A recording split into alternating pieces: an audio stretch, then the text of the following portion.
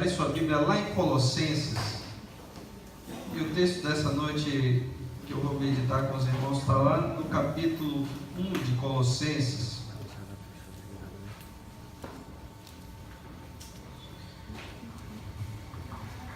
Capítulo 1 de Colossenses, do versículo 3 até o versículo 5.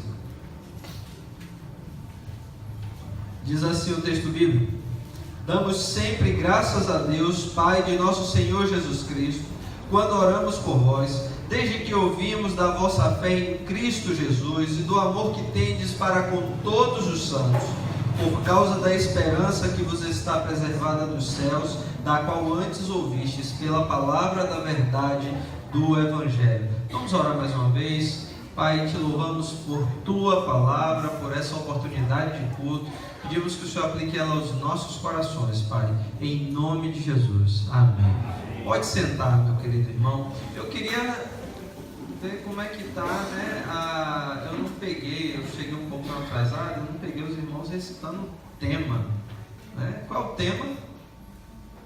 Conectados em Cristo. Tem pesca, né? Então quem não tinha visto, vamos lá, qual é o nosso tema? Conectados em Cristo. Mais uma vez, agora que você pegou a pesca coletiva, qual é o nosso tema? Conectados em Cristo. Pronto. E o texto bíblico que, vou dar a dica, está em Romanos 12:5. Qual é o texto? Não bota a pesca não, irmão. Tira. Vocês sabem de cor? Não? Então bota a pesca, Vamos recitar o nosso texto? Adivinha? Assim também em Cristo nós, que somos muitos, formamos um corpo, e cada membro está ligado a todos os outros. Pronto. Por que esse texto é tão interessante e deve ser interligado com o que eu acabei de fazer a leitura? Porque os dois textos estão falando de uma coisa extremamente importante, a Igreja de Cristo Jesus. Nós vivemos um período que eu conversava com um missionário americano alguns dias atrás, e ele me dizia que ele está vendo uma coisa curiosa que jamais alguém podia imaginar que pudesse acontecer. As pessoas estão separando o discipulado da igreja. Elas estão começando a dizer que discipulado é uma coisa e igreja é outra. Tem gente rejeitando a igreja para investir em discipulado. É uma total falta de compreensão do que é a igreja e do que é discipulado. A importância de nós estarmos conectados a Cristo, e nós estamos conectados a Cristo à medida em que estamos conectados à igreja de Cristo. Ele é o cabeça da igreja. A palavra de Deus nos chama a atenção para a importância de estarmos ligados à igreja de Cristo, porque quando estamos ligados à igreja de Cristo, estamos ligados ao Senhor Jesus Cristo. Não há comunhão verdadeira, e a gente vive um período difícil, onde as pessoas rejeitam a igreja, rejeitam as instituições, e rejeitando as instituições, elas acabam rejeitando muitas vezes até as igrejas. E temos ouvido falar muito sobre um negócio chamado desigrejado. Meu irmão, cuidado com isso. Cuidado com isso, porque biblicamente não existe crente desigrejado. Se você não consegue cuidar e amar das pessoas que compõem a igreja de Cristo, se você não ama a noiva, você não pode amar o noivo. Você não pode querer ir para a festa das bodas do Cordeiro, do noivado de Cristo, sendo inimigo da noiva de Cristo. Você, como diz João, não pode dizer que ama a Deus que não vê, se você não consegue amar os seus irmãos que você vê. E a nossa conexão em Cristo tem que estar ligada à nossa conexão com a igreja de Cristo.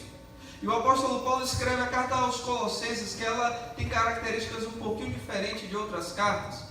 E eu quero falar um pouquinho sobre essas informações acerca de Colossenses. O apóstolo Paulo escreve cartas para as igrejas, e a maioria dessas igrejas, ou praticamente todas, as que ele escreve, ou ele passou, ou ele irá passar em algum momento para ter contato com essa igreja, anunciando o evangelho, ou plantando o evangelho, ou organizando a igreja. Em alguns momentos, grupos de irmãos estavam reunidos em um lugar, e o apóstolo Paulo escreve cartas dizendo bem assim: olha, eu vou para aí para que nós nos unamos e nos tornemos uma igreja. Vou ajudar vocês a organizarem uma igreja. A carta aos Romanos é isso. O apóstolo Paulo escreve a carta aos Romanos e ele diz que ele vai passar por lá quando estiver indo para Espanha, e ali havia um projeto de igreja, havia crentes, mas ainda não havia uma igreja organizada. Paulo vai escrever a carta aos Coríntios, segunda viagem missionária dele, entre os capítulos 16 e 18 de Atos. Ele passa por cidades como Filipos, onde ele escreve a carta aos Filipenses. Ele passa por Tessalônica, ele escreve a carta aos Tessalonicenses. Ele passa por Corinto. Lá em Corinto, Deus dá uma visão a Paulo e diz bem assim: olha, Paulo, não tenha medo, fala e não te calas, eu tenho muita gente nessa cidade. E Paulo vai e anuncia o Evangelho, planta uma igreja em Corinto, e lá ele escreve a carta aos Coríntios. Ele passa pela Galácia, por Éfeso, sua terceira viagem missionária. Lá ele planta igrejas e ele escreve cartas a essas igrejas. Mas em Colossenses, eu não sei se os irmãos perceberam, Paulo não passou. O que a gente entende talvez seja a coisa mais próxima que a gente tem de informação sobre quem plantou a igreja de Colossos, é que Paulo, na sua segunda viagem missionária, ele passa por Éfeso. E Éfeso estava a cerca de entre 15 e 18 quilômetros de distância de Colossos. Lá, alguém chamado Epáfras se converte. Se vocês continuarem a leitura de Colossenses, vocês vão ver isso. E parece que o Epáfras começa a andar com Paulo, e depois ele volta para a cidade dele para plantar uma igreja. Ali surge uma igreja fiel ao Senhor Jesus, e uma igreja que é tão dedicada, que tem marcas tão profundas, que ela chama a atenção do apóstolo Paulo, e ele escreve uma carta, e o início dessa carta é dizendo bem assim: olha, quando eu lembro de vocês, quando eu ouço falar de vocês, eu tenho motivos para glorificar a Deus. Quando a gente lê Efésios, eu queria que você abrisse sua Bíblia lá em Efésios, capítulo 2.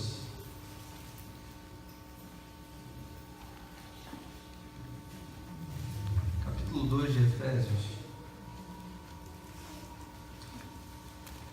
Deus vai nos dizer, Efésios 2, versículo 19, ele vai nos dizer assim, ó: assim já não sois estrangeiros e peregrinos, mas concidadão dos santos, e sois a família de Deus. Estar ligado à igreja de Cristo é estar ligado à família de Deus, é fazer parte da família de Deus.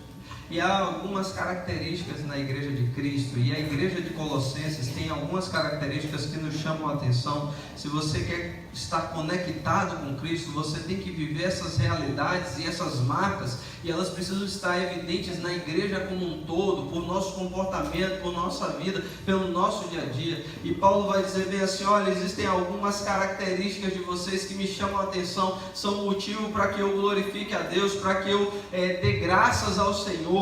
E uma dessas razões é a fé que eles tinham em Cristo Jesus. Era uma igreja que tinha a sua fé firmada no Senhor Jesus Cristo. Era uma igreja que andava por fé e por fé em Jesus, e não pelas circunstâncias ou pelas pessoas. Lembrem-se que eles não tiveram nenhum grande vulto. Nós não sabemos quem foi a pessoa que plantou aquela igreja. Não foi alguém muito importante da era inicial da igreja. Lá não dava para fazer o que aconteceu em Corinto. Porque em Corinto o apóstolo Pedro passou, o grande pregador chamado Apolo passou, Paulo plantou uma igreja ali. Lá em Corinto eles podiam se dividir e dizer: eu sou de fulano, eu sou de Beltrano, eu sou de Cicrano.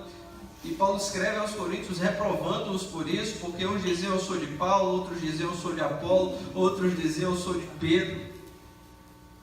Mas os colossenses, a gente não sabe de quem eles são, além de Cristo Jesus, e essa é a figura mais importante da nossa história. E nós precisamos estar com a nossa fé conectada ao Senhor Jesus Cristo. E a verdadeira igreja de Jesus é uma igreja que tem a sua fé conectada ao Senhor Jesus. Nós vivemos uma época difícil, onde muitas vezes as pessoas querem ter a sua fé firmada em homens, em circunstâncias, em projetos, em eventos, e a palavra de Deus nos chama a atenção que a nossa fé tem que estar firmada no Senhor Jesus Cristo. Nós devemos andar e viver por fé em Jesus, não nas circunstâncias, não nas coisas que nos acontecem. Nós precisamos entender que o chamado do Evangelho é um chamado de vida com fé, e uma vida com fé que não necessariamente será fácil, que não necessariamente livrará você de passar por problemas.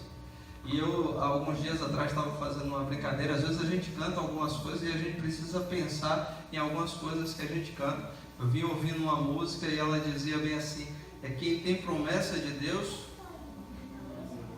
Fala aí, como é? Quem tem promessa de Deus? Rapaz, se essa música tivesse certo, os heróis da fé não tinham promessa de Deus e nem fé. Porque Hebreus nos diz, no capítulo 13, e ali são os heróis da fé, tem uma parte que diz bem assim, pessoas das quais esse mundo não era digno. Ele diz expressamente, todos estes morreram crendo, porém sem ver a promessa se cumprir. O que é que você me fala? É que Deus não te chamou para ver a promessa, Deus te chamou para crer naquele que fez a promessa. E a sua fé precisa estar firmada não nas circunstâncias, não naquilo que está acontecendo, não naquilo que você está ganhando, mas naquele que te chamou. Deus nos chama a andarmos com Ele. A grande promessa do Senhor não é para essa terra, não é para as coisas que nós vamos comprar aqui, não é para uma casa boa, para um carro bom, para uma vida com um bom emprego. Essa não é a grande promessa de Deus. A grande promessa de Deus é que Cristo Jesus morreu na cruz do nosso lugar e nós temos uma vida que já passou deste mundo para a eternidade. A nossa vida está firmada em Jesus e ela será eterna. Nós teremos eternamente motivos e lugar para louvarmos e exaltarmos a Deus. Nós não estamos mais presos a esse mundo, a esta realidade. A igreja de Colossos vivia num lugar onde a perseguição era grande e forte, mas eles eram conhecidos pela fé que eles tinham no Senhor Jesus Cristo. Paulo escreve essa carta e ele está preso. Há uma perseguição gigantesca acontecendo com as igrejas. Com certeza muitas pessoas estavam desistindo da fé. Paulo, no mesmo contexto, no mesmo período, ele escreve uma carta aos Filipenses. E lá escrevendo aos Filipenses, ele vai dizer que algumas pessoas, sabendo da situação e da luta dele, criaram mais coragem para anunciar o Evangelho, para morrer por causa do nome de Jesus, e que apesar dele estar preso, o Evangelho estava livre, prosperando. Essa é uma igreja de fé. E Paulo vai dizer bem assim, olha, eu estou preso, eu estou vivendo um momento difícil, mas eu tenho motivos para agradecer a Deus, porque Deus está me mostrando que ainda tem gente de fé nesse mundo. Ainda tem gente de fé nesta terra. A igreja de Jesus Cristo é uma igreja de pessoas que têm a fé conectada, usando o nosso tema, conectada ao Senhor Jesus Cristo. Presta atenção, ele diz, a vossa fé em Cristo Jesus. A fé não estava nas circunstâncias, a fé não estava nas pessoas, a fé não estava em promessas, ela estava numa única pessoa, a pessoa do Senhor Jesus Cristo. E a nossa fé precisa estar conectada no Senhor Jesus Cristo, porque às vezes a vida terá momentos de grande dificuldade. Em alguns momentos é fácil ter fé, mas em outros será mais difícil. Quando algum tempo atrás eu vi uma espécie de entrevista, uma visita que fizeram ao Dr. Rousseau Shedd.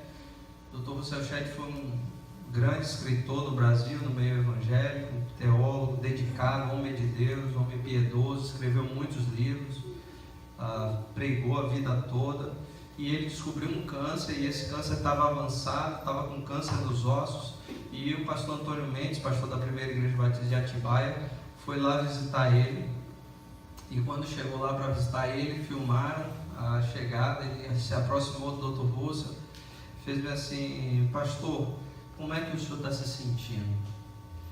Irmãos, quem já acompanhou alguém com câncer, imagina quais podem ser as respostas, né?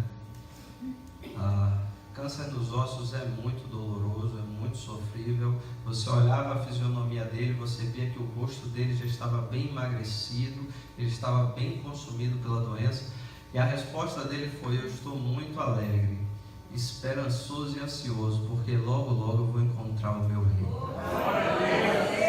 Quem crê em Jesus Cristo não se deixa abater pelas circunstâncias, porque a nossa vida não está apenas nesse tempo, nós temos uma vida que é eterna. E aquele povo e aquela igreja, eles entenderam isso, que a fé nossa precisa estar conectada no Senhor Jesus Cristo. Mas Paulo vai dizer, tem mais alguma coisa que me chama a atenção e que é importante em vocês e que me leva a agradecer a Deus pela vida de vocês. E você que é jovem, que está envolvido com a igreja, você precisa também que isso seja muito claro na sua vida. Ele diz, do amor que vocês têm para com todos os santos. do amor que vocês têm para com todo o povo de Deus. Igreja é um ambiente de amor, é um ambiente onde nós cuidamos uns dos outros, como eu li na estante com os irmãos, onde nós fazemos parte de uma família. E eu gosto desse exemplo bíblico. Às vezes a gente ouve pregadores falando sobre o hospital. Eu estou falando contra isso onde eu passo, dizendo que igreja é hospital, igreja é hospital. Eu entendo a intenção, mas eu prefiro não pensar no hospital. Por quê?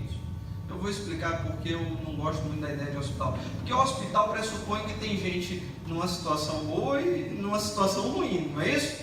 Tem gente tratando e tem gente sendo tratada. Então você tem níveis diferentes. O hospital também é um ambiente profissional. Então às vezes tem paciente que fica muito difícil. O que é que a gente faz? Manda embora, manda para outro hospital, transfere. Está difícil aqui, manda para outro setor. Se livra do problema. Agora a família, meu irmão, não tem como você transferir. É família e acabou. Não tem o melhor, o pior, é família e acabou. E você tem que amar porque é a sua família. Não vale nada, é falso, é fofoqueiro, mas é da sua família. Você tem que amar, meu irmão. O verdadeiro amor que existe dentro de casa, todo mundo sabe que não presta, mas você ama porque é sua família. A Bíblia diz que nós somos da família de Deus e que nós temos que ter um verdadeiro amor, demonstração de amor. Isso não está baseado naquilo que a pessoa é ou que ela faz, mas na relação que eu tenho com ela, que é mediada pelo sangue de Cristo Jesus. Aquele era um ambiente de amor, e a igreja tem que ser um ambiente de amor, onde as pessoas têm liberdade de chegar e dizer: eu estou com essa dificuldade, eu preciso conversar. A igreja não pode ser apenas um clube social, onde eu vou lá, canto, bonito, fecho os olhos às vezes, o pessoal toca bonito, eu gosto daquele negócio, dou 2 glória a Deus e aleluia e vou para casa, e acabou. Não, igreja é família, nós nos relacionamos, nós conversamos, nós nos preocupamos uns com os outros, nós perguntamos o que é que você está precisando, como é que você está. Essa é a verdadeira característica de uma igreja. Aqueles que têm mais ajudam aqueles que têm menos, aqueles que têm alguma condição financeira ajudam aqueles que não têm condição financeira, aqueles que sabem fazer algum serviço ajudam aqueles que não sabem fazer. Isso é igreja. Isso é o que acontecia na igreja primitiva. A Bíblia diz que quem tinha mais, não era comunismo, tá? Eu já vi gente dizendo que isso é comunismo. Não tem nada a ver com comunismo.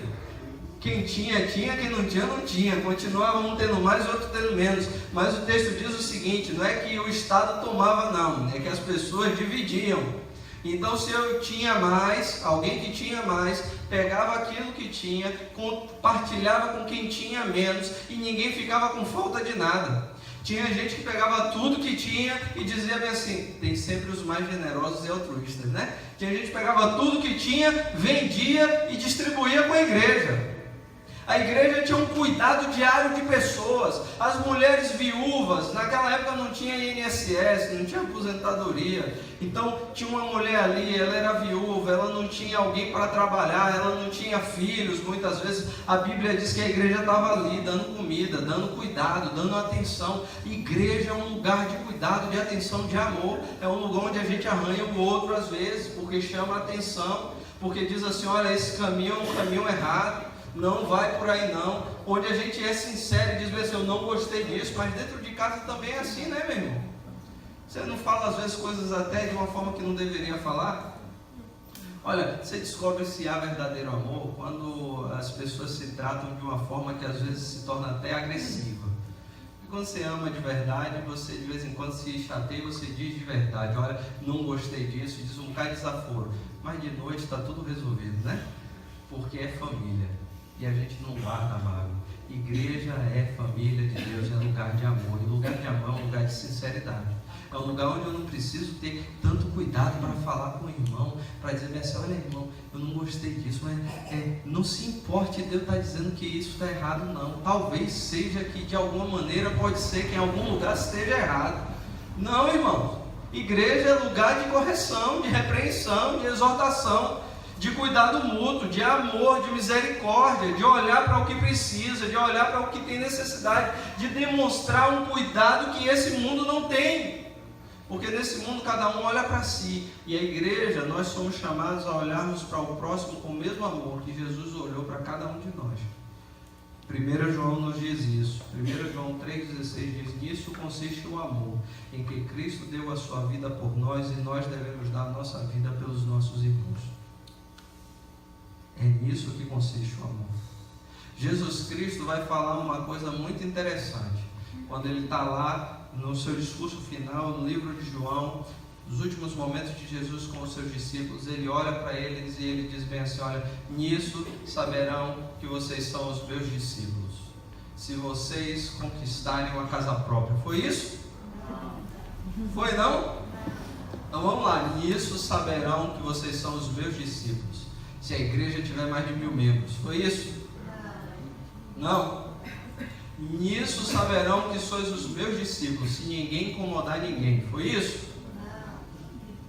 Vamos tentar de novo, vamos ver se a gente chega lá. Nisso saberão que sois os meus discípulos, se vocês forem as pessoas mais educadas dessa terra.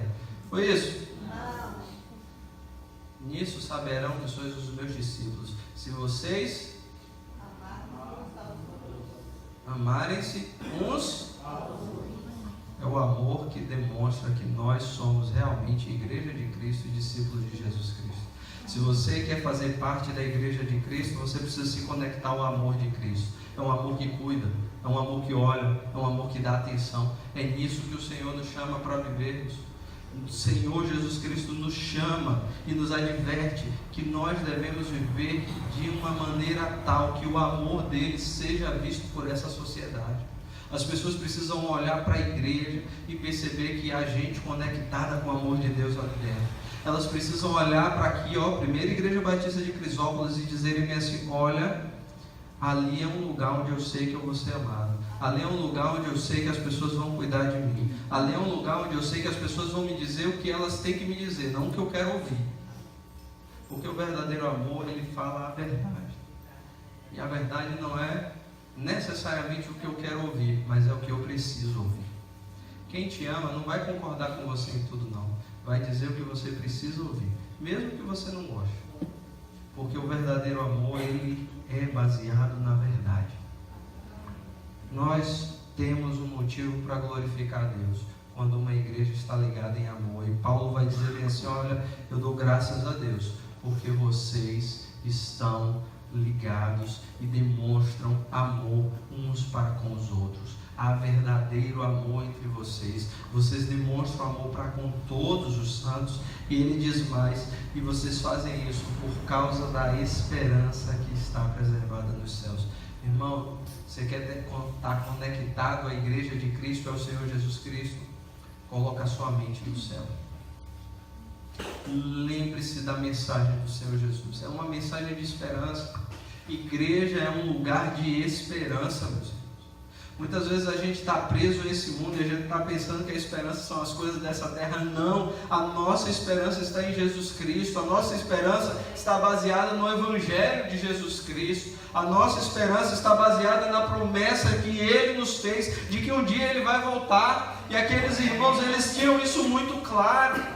Em ambientes de perseguição, em lugares de perseguição, essa certeza do relacionamento e da volta do Senhor, ela marca de maneira mais veemente a nossa vida. E parece que às vezes, como as coisas são mais fáceis, são melhores, nós esquecemos disso. Esquecemos de que a nossa esperança está guardada em Deus e um dia o Senhor Jesus irá voltar para nos buscar.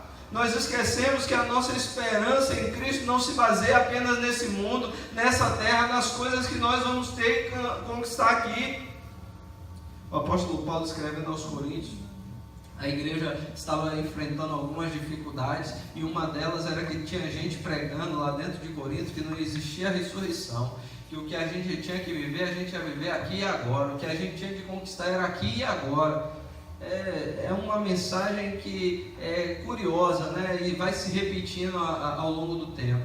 E aí o apóstolo Paulo escreve, e escrevendo ele diz bem assim: olha, se nós esperarmos em Cristo apenas neste mundo, nós somos os mais miseráveis de todos os homens, porque a nossa esperança não pode estar presa a este mundo. O apóstolo Paulo vai nos dizer mais uma vez, ele vai dizer bem assim: eu tenho certeza que a glória que há de ser revelada em nós não tem como ser comparada com as coisas desse tempo. Deus tem algo maravilhoso para a nossa vida. Ele muda a nossa história, Ele muda a nossa trajetória, Ele nos dá esperança. E isso não é apenas lá no céu, começa aqui nessa terra. Nós não podemos viver pensando apenas nessa terra, mas encontrar-se com Jesus muda o teu destino nessa terra. Quantas e quantas pessoas que seguiam um rumo e um caminho de vida que ia levar à destruição, mas um dia se encontraram com Jesus e as coisas mudaram. E elas se tornaram outras pessoas. Eu estava alguns dias atrás conversando com um amigo, já foi envolvido com crime organizado, e a gente conversando um tempo atrás, e ele me dizendo bem assim: olha, hoje era para eu estar debaixo de 7 palmos no chão.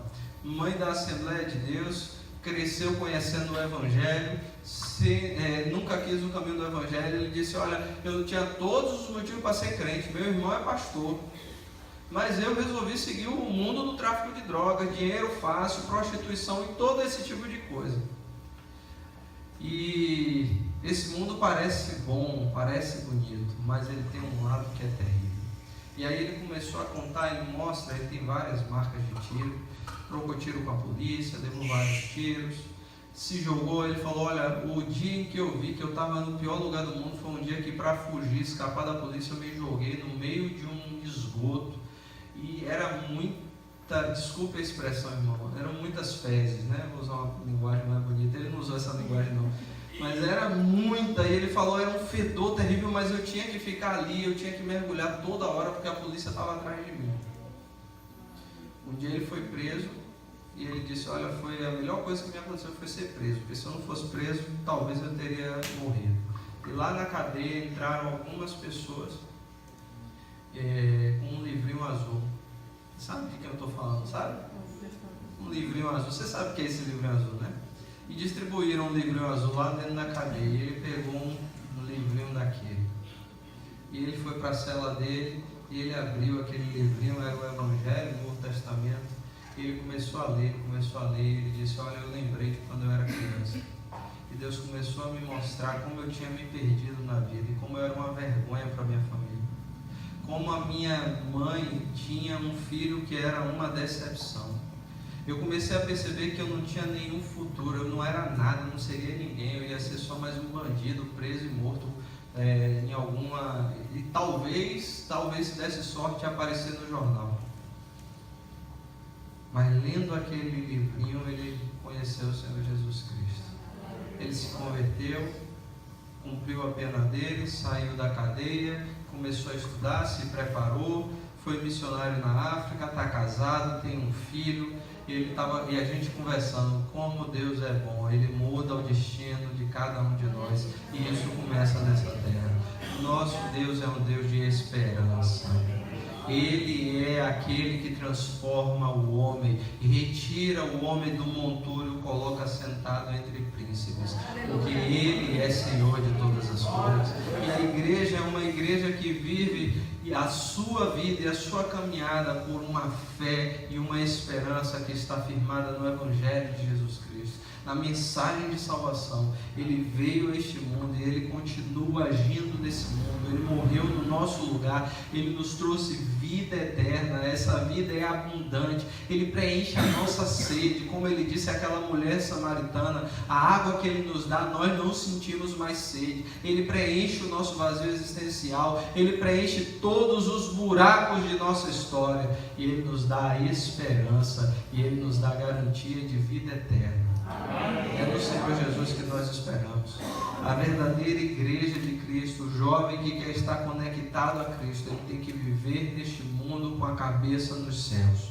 Ele tem que entender que ele já passou da morte para a vida. Ele tem que entender que a história dele não se resume aos 60, 80 ou 90 anos, ou 100, cento e poucos que ele tenha nessa terra. A vida dele é muito mais do que isso, ela é eterna. Conta uma história, eu já ouvi essa história algumas vezes. Alguns dizem que foi o marido, outros que foi a esposa, mas o importante é a história, não quem. Mas um casal de missionários que saiu e foram para uma cidade, passaram a vida inteira lá, anunciando o Evangelho num país distante. E eles mandaram umas correspondências para a igreja deles, para a família deles, dizendo: olha, vamos voltar, mais de 40 anos depois. Vamos voltar, estamos voltando, tem uma igreja lá plantada, cumprimos nossa missão naquele país e estamos voltando para casa. Compraram as passagens, voltaram para casa, quando eles estavam chegando de navio ainda, naquela época não existia avião, demorava um bocado mais, era carta ainda, não tinha internet, WhatsApp, Facebook, demorava muito. Mas quando eles estavam chegando, eles viram muita gente e começaram a ficar naquela expectativa. A nossa família, a nossa igreja deve estar aqui nos esperando. E as pessoas foram pegando os seus parentes que estavam chegando, comemorando, indo embora, e quando eles perceberam, ninguém veio buscá-los.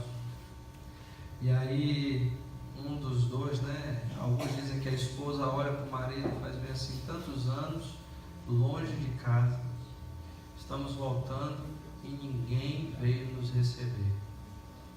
O marido olha e faz bem assim: nós ainda não estamos voltando para casa.